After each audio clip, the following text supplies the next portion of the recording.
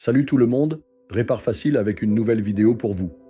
Aujourd'hui, je vais vous montrer deux choses très importantes à faire chaque fois que vous faites une mise à jour logicielle sur votre iPhone. C'est vraiment essentiel pour éviter des problèmes plus tard. La première chose à faire avant toute mise à jour, c'est de faire une sauvegarde de votre iPhone. La raison, c'est que parfois la mise à jour se passe mal, et cela peut provoquer des bugs ou même une perte totale de données. Ce que je recommande, c'est d'aller dans Réglages, taper sur votre identifiant Apple, puis iCloud. Ensuite, sélectionnez Sauvegarde iCloud. Je recommande la sauvegarde iCloud car c'est le moyen le plus simple. Si jamais vous devez restaurer votre iPhone ou en changer, vous aurez vos données.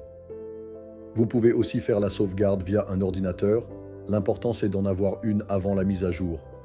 Une fois la sauvegarde faite, vous pouvez lancer la mise à jour, aller dans Réglages général, mise à jour logiciel et faites la mise à jour comme d'habitude. Maintenant, après la mise à jour, faites cette étape très importante. Appuyez rapidement sur volume plus, puis rapidement sur volume moins, et ensuite maintenez le gros bouton latéral enfoncé.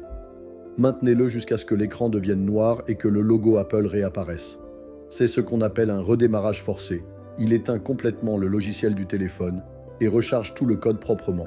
Et c'est très utile après une mise à jour, car ça résout les petits problèmes ou bugs que l'update peut causer.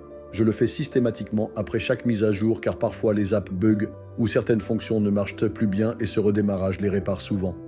Ne vous inquiétez pas, cela ne supprime aucune donnée.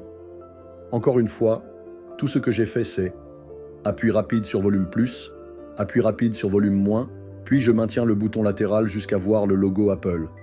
Donc, les deux choses importantes à faire à chaque mise à jour iPhone, faire une sauvegarde avant, faire un redémarrage forcé après. J'espère que cette vidéo vous a été utile. Si c'est le cas, pensez à liker et vous abonner pour plus d'astuces iPhone. À très bientôt.